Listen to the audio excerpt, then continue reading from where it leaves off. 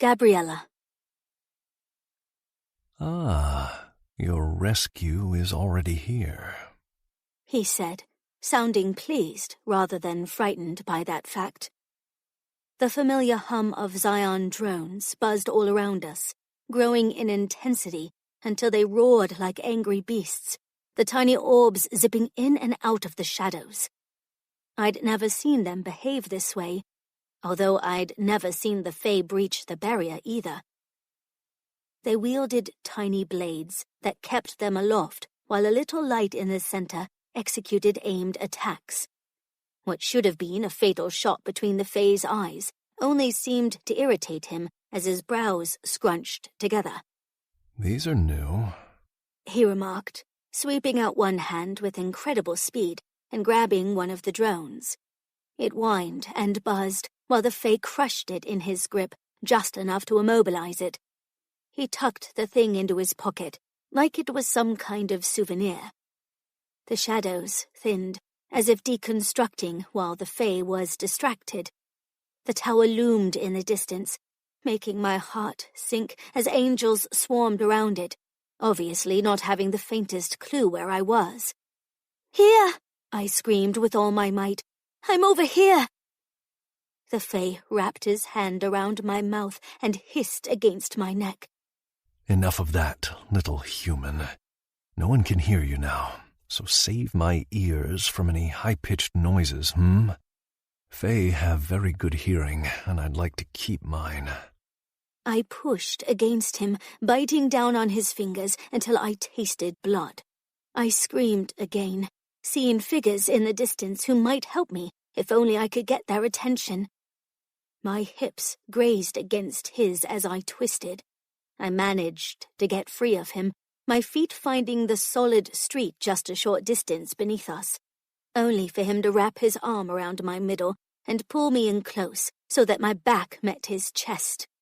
I'd recommend that you stop squirming like that, he said, his voice lower than before as his hot breath kissed my neck. You're starting to make this entertaining. I realized with a degree of horror that something hard pressed against my backside. While I had never seen a man, I knew male anatomy due to my required sexual training. As a bride to the Archangel, he would want a woman, not a child, although I still feared myself too inexperienced to be of interest. By the display of this Fae's interest, however, I didn't need to worry about arousing my suitors. I had also learned of male tendencies as a warning, should I ever find myself taken from the tower.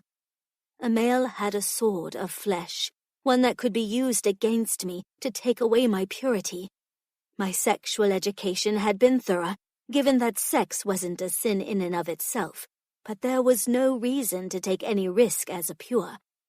As far as physical acts went, I reserved my body and my soul for the Archangel. He hummed against my throat, the vibration both enticing and wrong. Is it just me, or do you like this? "No, I don't," I shouted, and started wriggling and fighting against the strong arm that wrapped around my waist. The Fae groaned, as if pained by my movements. Stop, he said again, the command resolute. I will not harm you, human, but you are disturbing my concentration.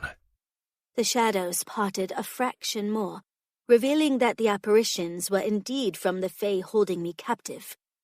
When the figures in the distance closed in on us, all my hopes fell. Pointed ears indicated the figures surrounding us were all Fae. No humans or angels had come to my rescue. The crowds and warriors all instead swarmed around the tower.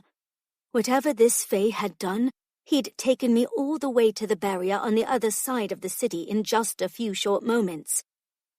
Tears sprang to my eyes as my gaze drifted skyward. The clouds cracked and closed, taking the heavens away from my reach. "No," I whispered, torn by disbelief. All of my energy swept from me, and I crumpled, only to be hung aloft by the Fae's arm. He lifted me effortlessly over his shoulder. Julian warned me humans were fragile. I will carry you back to my court where you shall rest. Blood rushed to my head as he hefted me over, sending my butt high in the air as he took to the streets. Let go of me! I weakly hammered my fists on his back, but I might as well have been hitting a wall. He probably didn't even feel it. We'll be there in just a moment, he assured me. Not a very patient one, are you? I grunted and pushed off of him, peering around us as the world bobbed upside down. The city shimmered and disappeared behind an electrified sphere. I'd seen those before. Portal technology was reserved only for ambassadors who came to visit me on rare occasion, usually a mentor or other for one of my studies. They also worked for travel between Fae territories. No! I cried out again, only to be jolted as the Fae launched, sending us flying through the air until darkness engulfed us once again. For the second time today, I endured total darkness. The sensation was a new one, given my time in the Purity Tower always consisted of bright illumination, even at night, so that I would be adjusted to life in Zion. All of my training did little to prepare me for being kidnapped by the Fae and submerged into perpetual night. Sin lived in darkness, where it could hide and multiply. I did not belong here. Darkness was not my home. I felt as if I might be stuck in this endless nothingness forever, forgotten, and humanity would be lost. Then we stepped into the light. At least I could see again, still perched on the Fae's broad shoulder that dug into my stomach. My curls hung about my face, some having escaped the snug pins, while my headdress pulled painfully on its anchors. "Let me go!"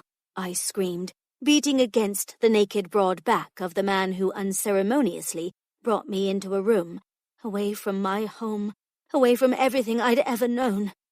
As you wish, he said, finally flipping me over his shoulder to drop me onto something soft, making me yelp. My fingers dug into sheets, and I realized he'd placed me on a bed. My entire body froze as he grinned. Do you have any other requests? He asked, sounding amused. Many, and I opened my mouth to tell him so when his fingers curled over my exposed knee, short-circuiting my brain. I slapped it away without a second thought, which earned me a chuckle from the brutish male. "Don't touch me," I commanded. I might not be a fae or even an angel yet, but I was a pure, and he would be insane to harm me. They would come for me. His wicked smile suggested he was already insane, so I was out of luck. Careful, he warned, raising one brow. I'm only trying to help. Help? He'd stolen me away from my home, ruined my ascension, and perhaps already destroyed my only chance to save all of humanity. "Help!" I shrieked. "You're clearly insane." That earned me a hearty laugh, which came out raw and husky. My sanity isn't the one in question here. There aren't many who have talked like that to the Fae King and lived. But killing you would start a war. He paused, as if I needed a moment for what he'd just said to sink in. This wasn't just any Fae. This was the Fae King. His eyes burned with embers, threatening me to challenge him again. I don't intend to start a war, and neither do I intend to let you die. So I suggest you let me help you with that cut before you bleed out on my sheets. I glanced down, only for my vision to swarm against the sea of red that stained my perfect dress. Stained, ruined, imperfect. I'm going to die immortal, I thought. There would be no coming back from this, and even if I survived, this was it. I'd been blemished. The Archangel wouldn't want me now, not like this. I can't. I tried to explain as tears rolled down my cheeks. My hands shook as I hovered my fingers over the splotch of red. I pulled the fabric over my thigh, exposing a horrible gash that made my chest catch on a sob. I can't have a scar or even a blemish. I'm no longer pure. The Fae King rolled his eyes as he slapped my hand away. You'll be fine, he assured me, and I couldn't detect a single note of hesitation in the word. He knelt and hovered his hands just above the wound, not touching me, but the air between us chilled, and my teeth began to chatter. "What are you doing?" I asked.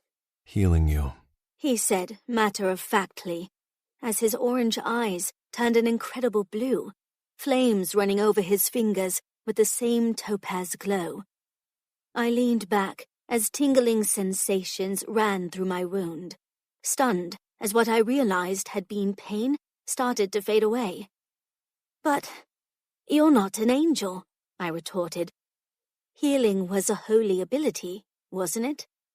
He glanced at me, giving me a blank stare. Figure that out by yourself, did you?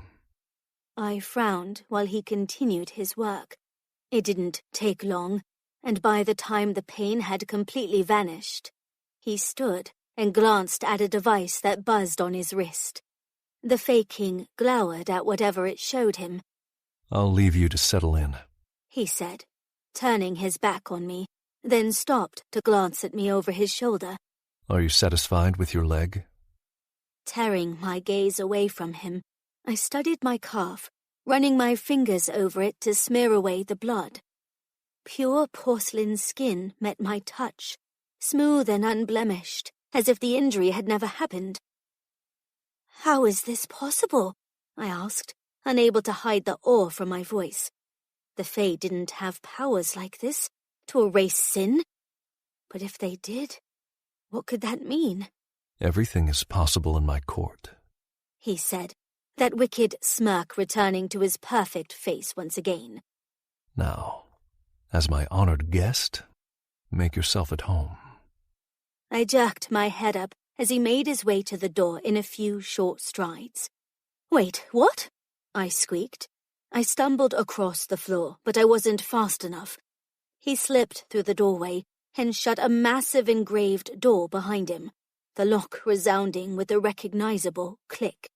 "Guests aren't locked in their rooms," I shouted, but it was too late.